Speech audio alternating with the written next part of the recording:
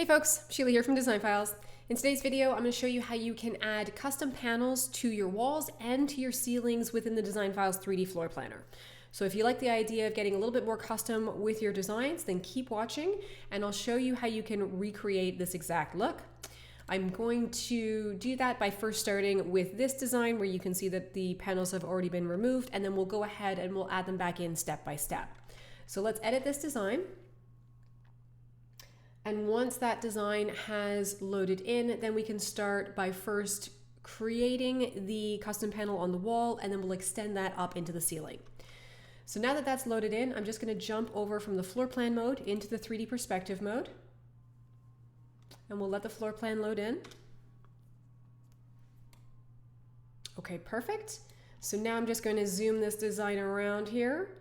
And the first thing that I would want to do is I'm going to start by editing this wall, because once I add the panel to this wall, I'll be able to see the edges of it, and then I can match that up so that I can extend the paneling all the way along the ceiling as well. So to edit any wall within the Design Files 3D floor planner, all you want to do is click directly on the wall. You're going to see a little tooltip appear and you're going to click Edit, and that's going to take you into the wall editor. Now here you're going to see the entire surface of that wall. And over here, you've got your right side panel where you're going to be able to add shapes, you can add trim, and you can also apply textures to any of the shapes or trim that you've added. So the first thing that we need to do is first create that large rectangular shape that we're going to fill in with that wood paneling, and then we can do the same thing for the ceiling. So we'll click Add Shape. I'm going to use the rectangular option here, so we'll just click on that. I'm going to click anywhere on the top edge of the wall here. I'm not going to worry about the exact measurements for where this rectangle is placed. I just want to get that shape added to the wall. And then I'm going to go all the way down to the bottom edge of the wall and then click again to create this rectangular shape. Now, the next thing that I'm going to do here is I'm going to apply a texture to this shape, and then we'll shift it into place. So over here in the right side panel, you can see that you've got a number of different libraries that you can jump into. I'm going to click into the wood option, and then we can go into wood panels. And in here, you're going to see a number of options that you can browse through and you can apply to your designs. So this is the one that I'm going to use. So I'm going to click on that, and then I'm going to click directly into the rectangular shape, and then you're going to see that it's going to load in here. Now, if I open up my 3D preview that's in the bottom left-hand corner by clicking and dragging on these blue sections, you're going to see exactly where that panel is. Now, here, you're going to see the distance between the edge of the wall and the edge of the panel, and also here, the edge of the panel and the edge of the wall. So you can basically, let's just shift this out a little bit. If you want to adjust anything, you would just click on the edge of your shape and then you can drag it out, and you're going to see it update in real time in your 3D preview. So in my case, I'm just going to eyeball it into place. I just want this panel to basically line up with the headboard in this particular design. So in this case, I'm going to pull on this section as well and just kind of line it up. And I can see here, I'm going to bring this one in just an extra 1/4 of an inch, I think, just so it's even now. There we go.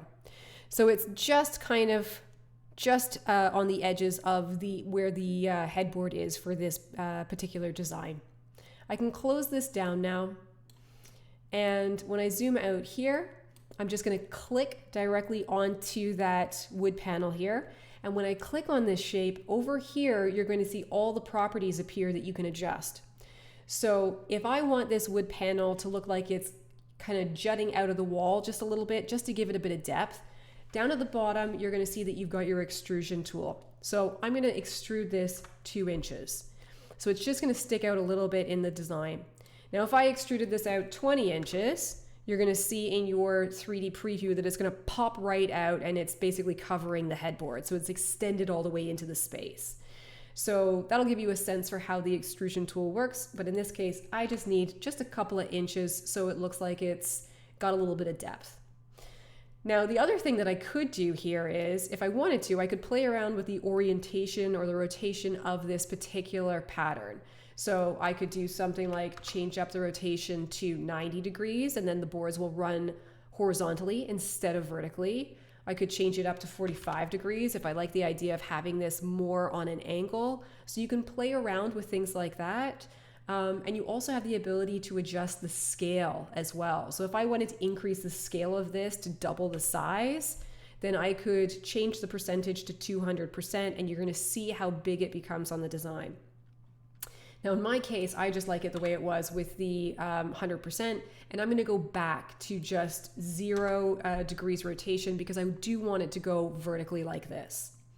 So I'm going to save this wall, and then if I rotate this around, you're going to see the how it's got a little bit of depth that's coming out of the wall so that it doesn't look like it's just kind of a flat sticker.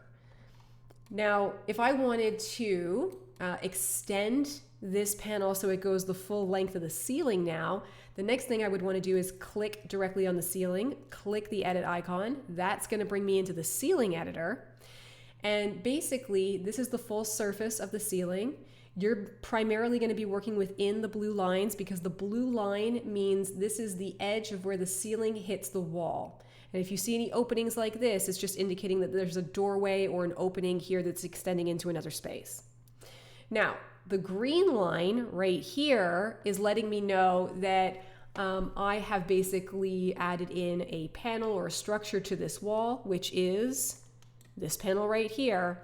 So because I've now got this green line here, this outline for this shape, I can line up my ceiling panel with that so that everything is perfectly aligned. So again, what I'm going to do here is I'm going to go into the rectangular shape right here.